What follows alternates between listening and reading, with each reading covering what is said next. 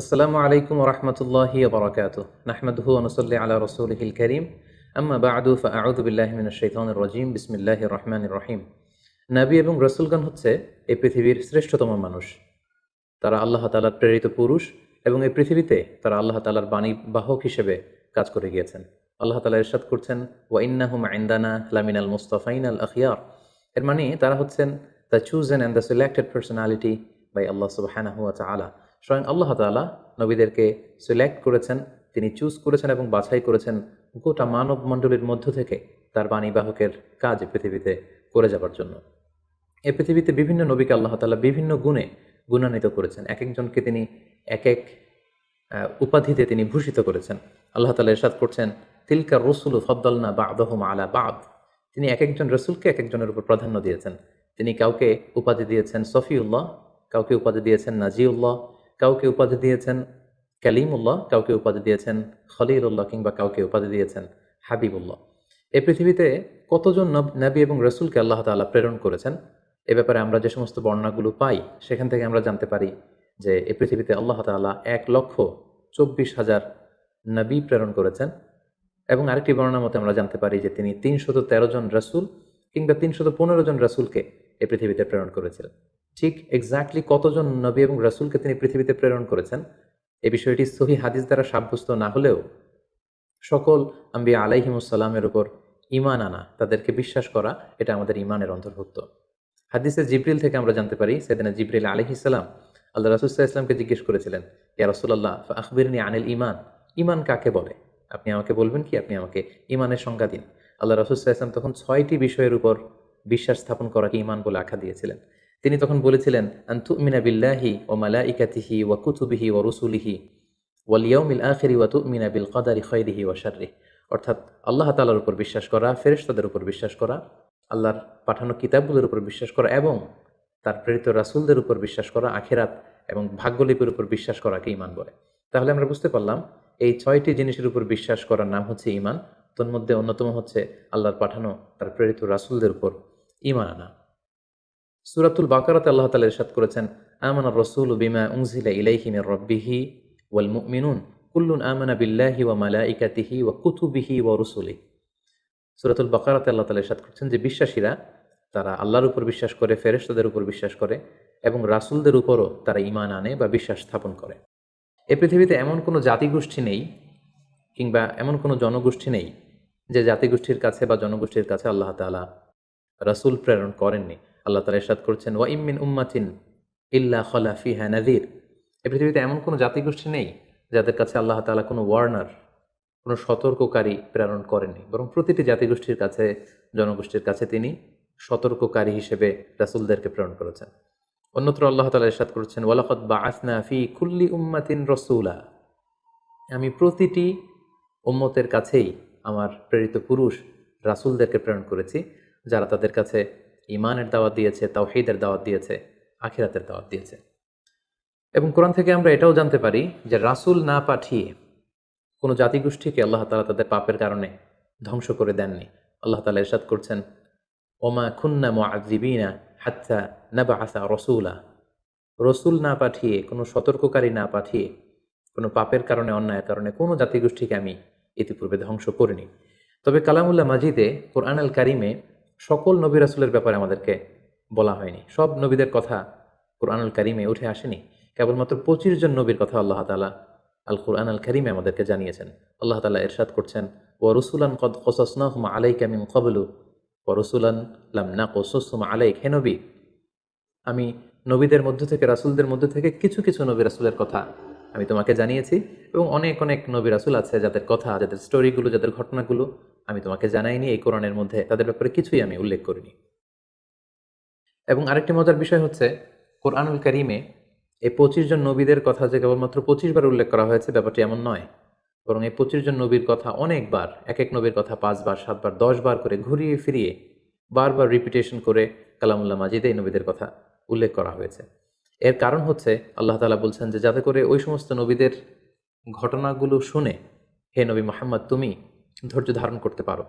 তোমার জীবনে যে ক্রাইসিস চলছে এর চেয়েও অনেক বড় বড় ক্রাইসিস তোমার আগের অন্যান্য নবীদের জীবনেও এসেছিল।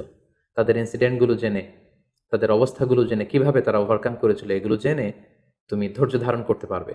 তোমার হৃদয়কে আরো মজবুত করার জন্য, সুদৃঢ় করার জন্য আমি এই নবীদের কাহিনীগুলো কোরআনে বর্ণনা করছি। আল্লাহ বলছেন, মা নুসাব্বিতু বিহি ফুআদাক, যাতে করে তোমার হৃদয়টা আরো মজবুত হয়, টু স্ট্রেংথেন ইউর হার্ট, তোমার হৃদয়টাকে আরো মজবুত করার জন্য, তুমি যাতে আরো ধৈর্যশীল হতে পারো, এজন্য আমি নবীদের কাহিনী তোমাকে শুনিয়েছি। অন্য একটি আয়াতে আল্লাহ তাআলা ইরশাদ করছেন, লাকাদ কানা ফি কসাসিহিম ইবরাতুল লিউলিল আলবাব, নবীদের এই ঘটনাগুলোর মধ্যে, স্টোরিগুলোর মধ্যে তোমাদের জন্য লেসন রয়েছে, শিক্ষা রয়েছে। Lesson for the man of understanding, যারা চিন্তা করে, যারা বুঝতে চায়, যারা জানতে চায়, তাদের জন্য এই ঘটনাগুলোর মধ্যে আল্লাহ তাআলা অনেক শিক্ষা রেখে দিয়েছেন।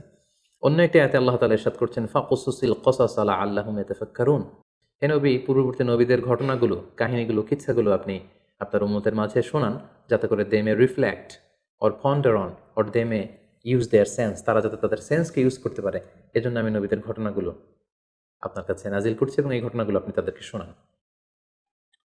নবীদের নামে আল্লাহ তাআলা সর্বমোট 6টি সূরা কোরআন কারিমে ডেডিকেট করেছেন।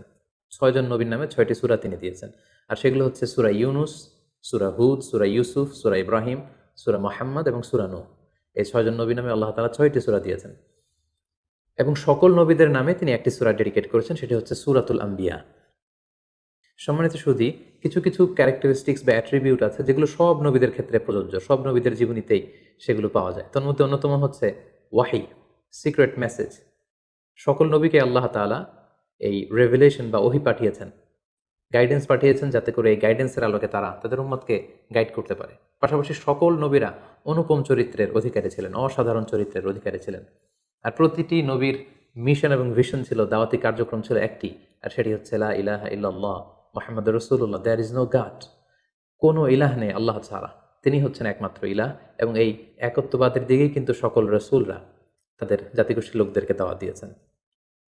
পাশাপাশি সকল নবীরা নিষ্পাপ ছিলেন, সকল নবীরা মাসুম ছিলেন, মেজর কোনো সিন থেকে আল্লাহ তাআলা তাদেরকে হেফাজত করেছেন।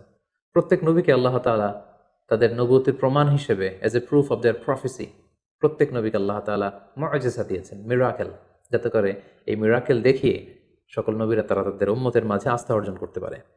পাশাপাশি পৃথিবীর প্রতিটি নবী মানুষ ছিলেন, কোনো জিন, কোনো ফেরেশতা নবী হয়ে পৃথিবীতে আগমন করেননি। সকল নবীরা মানুষ ছিলেন, সকল নবীরা পুরুষ ছিলেন, কোনো নারী নবী হওয়ার সৌভাগ্য অর্জন করতে পারেনি। এবং সহিহ বুখারী থেকে আমরা জানতে পারি যে প্রতিটি নবী তারা ছাগল চড়িয়েছেন। আল্লাহ হাবিব সাল্লাল্লাহু আলাইহি ওয়াসাল্লাম বলেছেন, মা বাআসাল্লাহু নাবিয়্যান ইল্লা রাআল গানাম, এই পৃথিবীতে এমন কোনো নবী নেই যারা ছাগল, মেষ বা বকরি চড়ায়নি। অনেক নবী ব্যবসা করেছেন এবং কোনো কোনো নবী রাষ্ট্র পরিচালনার মতো গুরুত্বপূর্ণ দায়িত্ব তারা পালন করেছেন। পাশাপাশি সকল নবীদের মধ্যে একটি কমন বিষয় ছিল, সেটি হচ্ছে সকল নবীদের জীবন ছিল সংগ্রামী জীবন। অনেক পরীক্ষা দিয়ে, অনেক ট্রায়ালসের সম্মুখীন হয়ে নবীরা তাদের নিজেদেরকে প্রমাণ করে করে তারা আল্লাহ তাআলার কাছে প্রিয় ভাজন হিসেবে স্বীকৃতি পেয়েছেন। আল্লাহ হাবিব সাল্লাল্লাহু আলাইহি ওয়াসাল্লাম ইরশাদ করেছেন, আশাদ্দুন নাসি বালাআন আল আম্বিয়া, মানুষের মধ্যে সবচাইতে বেশি বালা, মুসিবত বা পরীক্ষার সম্মুখীন হয়েছিলেন নবীরা। পাশাপাশি আল্লাহ তাআলা নেয়ামত দিয়ে যাদেরকে ধন্য করেছেন, তাদের মধ্যে র্যাঙ্কিং নাম্বার 1-এ রয়েছেন নবীরা। আল্লাহ তাআলা বলছেন, আনআমাল্লাহু আলাইহিম মিনান নাবিয়্যিন ওয়াস সিদ্দীকিন ওয়াশ শুহাদাই ওয়াস সালিহিন। আল্লাহ তাআলা যাদেরকে নেয়ামত দিয়েছেন তাদের প্রথম ক্যাটাগরিতে হচ্ছে নবীরা, তারপরে সিদ্দিকরা, তারপরে শাহিদরা, এবং তারপরে হচ্ছে যারা সলেহ বা সৎ কর্ম সম্পাদনকারী তারা। এবং এই পৃথিবীতে আল্লাহ তাআলা আদম আলাইহিস সালাম থেকে আল্লাহ রাসূল সাল্লাল্লাহু আলাইহি ওয়াসাল্লাম পর্যন্ত যত নবী পাঠিয়েছেন, সব নবী ইন্তেকাল করেছেন। নতুন করে আর কোনো নবী আসবেন না। শুধুমাত্র কেবলমাত্র একজন নবী ইন্তেকাল করেননি, তিনি হচ্ছেন ঈসা আলাইহিস সালাম। তাকে আল্লাহ তাআলা আকাশে উঠিয়ে নিয়েছেন এবং শেষ জামানায় দাজ্জালকে হত্যা করার জন্য আল্লাহ তাআলা ঈসা আলাইহিস সালামকে পৃথিবীতে আবার তিনি প্রেরণ করবেন। এভাবে আল্লাহ তাআলা নবীদেরকে নানা বৈশিষ্ট্যমণ্ডিত করেছেন।